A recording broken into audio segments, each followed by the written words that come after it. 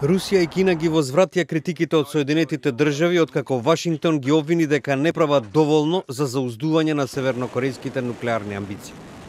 Пјонгјанг деновиве тестираше ракета која може да стигне до Соединетите држави.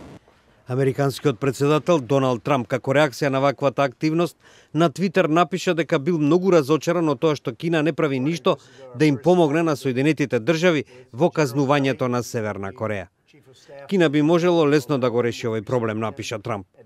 На вчерашниот состанок на неговиот кабинет во Белата куќа пак тој изјави дека Соединетите држави ќе го решат проблемот со Северна Кореја.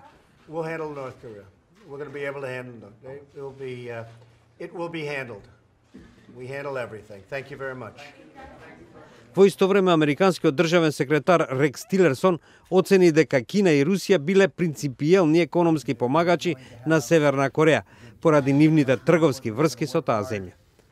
Веднаш на ова реагираше Руското министерство за надворешни работи, кое соопшти дека нема никаква основа целата одговорност за проблемот да им се префрла на Русија и Кина.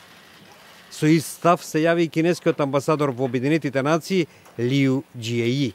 Тој смета дека примарна одговорност за смирување на тензиите на Корејскиот полуостров имаат Соединетите држави и Северна Кореја, а не Кина.